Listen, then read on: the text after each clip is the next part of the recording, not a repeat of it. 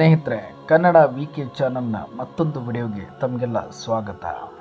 ನಾನು ಇವತ್ತು ಉತ್ತರ ಕನ್ನಡ ಜಿಲ್ಲೆಯ ಅಂಕೋಲಾ ಪಟ್ಟಣದ ಪಕ್ಕದಲ್ಲಿರುವಂಥ ಶಿರೂರು ಘಾಟ್ ಬಗ್ಗೆ ಹೇಳಿಕೊಟ್ಟಿದ್ದೀನಿ. ಶಿರೂರು ಘಾಟ್ನಲ್ಲಿ ಸುಮಾರು 9 ಜನರ ಸಾವಾಗಿದೆ ಅಂತ ಜಿಲ್ಲಾಡಳಿತ ಹೇಳ್ತಾ ಇರೋದೆ. ಆದರೆ ಅಲ್ಲಿ ಈಗಾಗಲೇ 5 ಜನರ ಬಾಡಿ ಮಾತ್ರ ಸಿಕ್ಕಿದೆ. ಉಳಿದಂಥವರ ಬಾಡಿ ಇನ್ನೂ ಕೂಡ ಸಿಗಲಿಲ್ಲ. ಅದರಲ್ಲಿ ಕೂಡ ಒಬ್ಬ ಟ್ರಕ್ ಡ್ರೈವರ್ ಇದ್ದಾನೆ. ಆ ಟ್ರಕ್ ಡ್ರೈವರ್ನ ಮೃತದೇಹ ಇನ್ನೂವರೆಗೂ ಪತ್ತೆನೂ ಆಗಲಿಲ್ಲ. ಜಿಲ್ಲಾ ಆಡಳಿತ, ಪೊಲೀಸ್ ವ್ಯವಸ್ಥೆ, ರಾಜ್ಯ ಸರ್ಕಾರ ಹಾಗೂ ಎಲ್ಲ ಸರ್ಕಾರ ಏನು ಪ್ರಯತ್ನ ಮಾಡಬೇಕು ಎಲ್ಲವನ್ನು ಮಾಡ್ತಾ ಇದೆ. ಕೇಂದ್ರದ ಮಂತ್ರಿ ಕುಮಾರಸ್ವಾಮಿ ಅವರು ಭೇಟಿ ಕೊಟ್ಟರು. ರಾಜ್ಯದ ಮುಖ್ಯಮಂತ್ರಿ ಕೂಡ ಭೇಟಿಯನ್ನು ಕೊಟ್ಟಿದ್ದಾರೆ.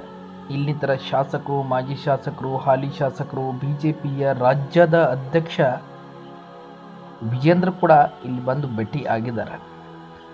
ಎಲ್ಲವೂ ತನಿಖೆ ಮಾಡ್ತೀವಿ, ಈ ಬಗ್ಗೆ ರೋಡ್ ಯಾವ ರೀತಿ ಆಗಿದೆ, ಆಗಬಾರ್ದಿತ್ತು, ಇವೆಲ್ಲವನ್ನ ಹೇಳ್ತಾ ಇದ್ದಾರೆ ಅಲ್ಲಿ ಹೋದಂಥ ಜೀವಗಳು ಮತ್ತೆ ಬರುವುದಿಲ್ಲ. ಇದೊಂದು ದುರ್ದೈವದ ಘಟನೆ ಮತ್ತು ಮನಕುಲುಕುವಂಥ ಘಟನೆ. ಇದು ಉತ್ತರ ಕನ್ನಡ ಜಿಲ್ಲೆಯಲ್ಲಿ ಆಗಿರೋದಂತೂ ತುಂಬ ಜನರಿಗೆ ಗಾಬರಿ ಕೂಡ ಆಗಿದೆ. ಯಾಕಂದರೆ ಅಲ್ಲೆಲ್ಲ ಇರೋ ಜನ ಅಕ್ಕಪಕ್ಕದಲ್ಲಿರುವಂಥ ಗುಡ್ಡ ಮತ್ತು ನದಿ, ಸಮುದ್ರ ತೀರದಲ್ಲಿ ಜೀವನ ಮಾಡ್ತಿರುವಂಥ ಜನ. ಉತ್ತರ ಕನ್ನಡ ಜಿಲ್ಲಾಡಳಿತ ಅಲ್ಲಿರುವಂಥ ಅಕ್ಕಪಕ್ಕ ಜನರಿಗೆ ಒಂದು ಒಳ್ಳೆಯ ವ್ಯವಸ್ಥೆಯನ್ನು ಮಾಡಿಕೊಡಲಿ ಅನ್ನೋದು ಈ ವಿಡಿಯೋ ಮುಖಾಂತರ ಅವರಲ್ಲಿ ಮನವಿ ಇದೆ. ಹಾಗೆ ಕೇರಳದ ಒಬ್ಬ ಟ್ರಕ್ ಡ್ರೈವರು ಒಳಗಡೆ ಸಿಲುಕಿದನ ಅನ್ನೋ ಮಾಹಿತಿ ಇದೆ. 7 ದಿನ ಆದರೂ ಕೂಡ ಇನ್ನೂ ಕೂಡ ಅದು ಏನು ಆಗ್ತಾ ಇದೆ ಅನ್ನೋದು ಯಾರಿಗೂ ತಿಳಿತಾ ಇಲ್ಲ. ಆದರೆ ಅಲ್ಲಿರುವಂಥ ಒಂದು NDRF ತಂಡ ಇರ್ಬೋದು, ಇವತ್ತು ಅಲ್ಲಿ ಆರ್ಮಿ ಎಂಟ್ರಿ ಕೊಟ್ಟಿದೆ. ಆರ್ಮಿ ಕೂಡ ರೋಡಲ್ಲಿ ಬಿದ್ದಿರುವಂಥ 70ರಿಂದ 75 ಟನ್ ಮಣ್ಣನ್ನು ಹೊರತೆಗೆಯೋ ಕೆಲಸ ಮಾಡ್ತಾ ಇದೆ. ಅದರ ಕೆಳಗಡೆ ಸಿಲುಕಿರುವಂಥ ಟ್ರಕ್ ಮತ್ತು ಅದರ ಡ್ರೈವರನ್ನು ಹೊರತೆಗೆಯುವಂಥ ಎಲ್ಲವ ಪ್ರಯತ್ನವನ್ನು ಆರ್ಮಿ ಕೂಡ ಮಾಡ್ತಾ ಇದೆ. ಅಲ್ಲಿಯ ಜಿಲ್ಲಾಡಳಿತ, ತಾಲೂಕಾಡಳಿತ ಕೂಡ ಮಾಡ್ತಾ ಇದೆ. ಆದರೂ 7 ದಿನ ಆದರೂ ಕೂಡ ಇನ್ನೂವರೆಗೆ ಕೆಲವೊಂದು ಬಾಡಿಗಳು ಸಿಕ್ಕಿಲ್ಲ.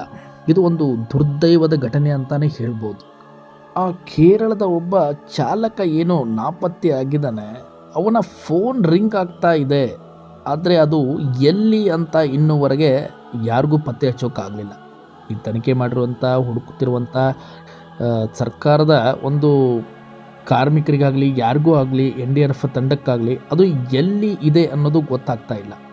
ಆ ರಾಡರ್ಗೆ ಇವತ್ತೇನೋ ಒಂದು ಟ್ರಕ್ ಸಿಕ್ತು ಅನ್ನೋಷ್ಟರಲ್ಲಿ ಅದು ಟ್ರಕ್ ಅಲ್ಲ ಅನ್ನೋದು ಸಂಧ್ಯೆ ಹೊತ್ತಿಗೆ ಗೊತ್ತಾಗಿದೆ. ಆ ಕೇರಳದ ಡ್ರೈವರ್ ಬದುಕಿ ಬರಲಿ ಅನ್ನೋದು ಕರ್ನಾಟಕ ಹಾಗೂ ಎಲ್ಲ ಜನರ ಪ್ರಾರ್ಥನೆ ಕೂಡ ಆಗಿದೆ. ಹಾಗೆ ಈ ಮಣ್ಣಿನ ಮುಂದೆನೇ ಒಂದು ಫ್ಯಾಮಿಲಿ ಟೀ ಅಂಗಡಿಯನ್ನು ಮಾಡ್ಕೊಂಡು ಜೀವನ ಸಾಗಿಸ್ತಾ ಇತ್ತು.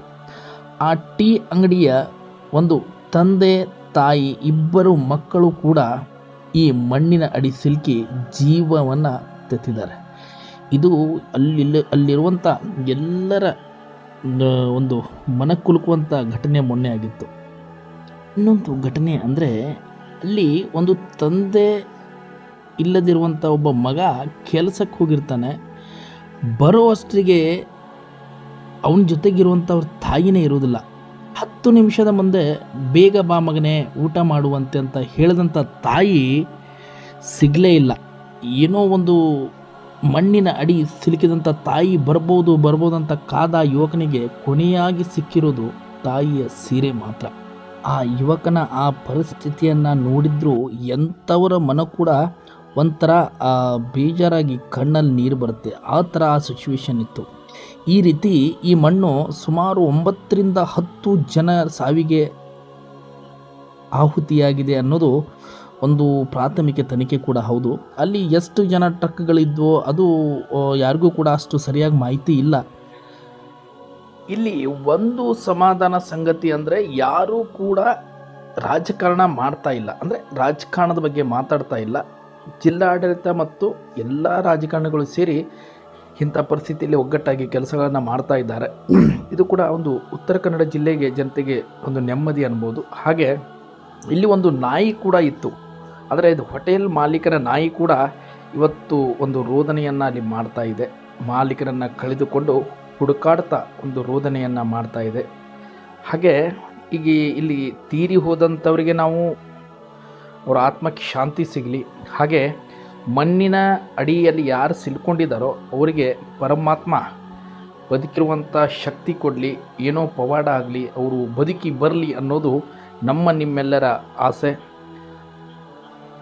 ಮುಂದಿನ ವಿಡಿಯೋದಲ್ಲಿ ಮತ್ತೆ ಸಿಗ್ತೀನಿ. ಅಲ್ಲಿವರೆಗೆ ಜೈ ಹಿಂದ್, ಜೈ ಕರ್ನಾಟಕ.